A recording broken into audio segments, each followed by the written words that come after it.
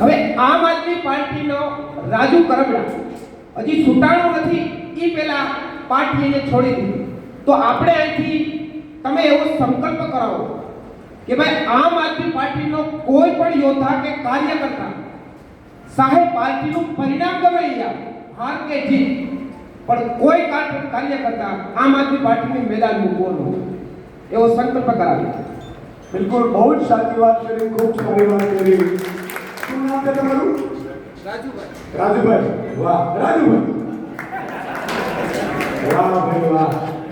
પણ તમારી વાત સાચી છે, પણ એનાથી પણ એક વિશે આગળ તમે કહી દઉં. કોંગ્રેસ શું કામ કોંગ્રેસ ઉપર વિશ્વાસ નથી બેઠો? એના બે ત્રણ કારણો છે. કોંગ્રેસ એક વાર હારી, બીજી વાર હારી, ત્રીજી વાર હારી, ચોથી વાર હારી, પાંચમી વાર હારી, છઠ્ઠી વાર હારી.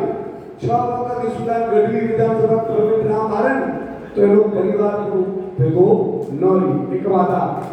બીજું કે એમના ઉપલા નેતા સેટિંગ કરે છે, દિલ્હી વાળા સેટિંગ કરે છે નહીં ના. તમે વિચાર કરો, અરવિંદ કેજરીવાલજી ચાલુ મુખ્યમંત્રી હોવા છતાં 6 મહિના જેલમાં ગયા. આ બધા જેલમાં ગયા. કોંગ્રેસનો કોઈ નેતા જેલમાં ગયું? એનો અર્થ એ થયો કે આપણા ઉપરના નેતાઓ બધા ઈમાનદાર, નિષ્ઠાવાન અને સેટિંગમાં નથી પડતા એટલે છે. બાકી નીચેની ફોજમાં આવું થોડું દરિયાની લહેરો આવશે, પણ સંકલ્પ ચોક્કસ લેવાનું. સંકલ્પ માટે આપણે શપથ લેવડાવ્યા. આપણે ખબર તો બધા શપથ લેવડાવ્યા. આજે શપથ આપણે એટલા માટે કરાવતા તો ઓલરેડી શપથ વિધિઓ આપણી બધી 1 મહિના સુધીમાં થઈ ગઈ છે. પણ મારે આપણે એટલી વિનંતી કરવી છે કે આમ આદમી પાર્ટી છે એ ખાલી વ્યવસ્થા તમને પૂરી પાડવી. સુદાન ગઢવી ખાલી પ્રદેશ અધ્યક્ષ છે. તાલુકા, જિલ્લા, નગરપાલિકા, મહાનગરપાલિકા ધારાસભ્ય તમે બનો, તમે નેતૃત્વ કરો એવું અમે છીએ.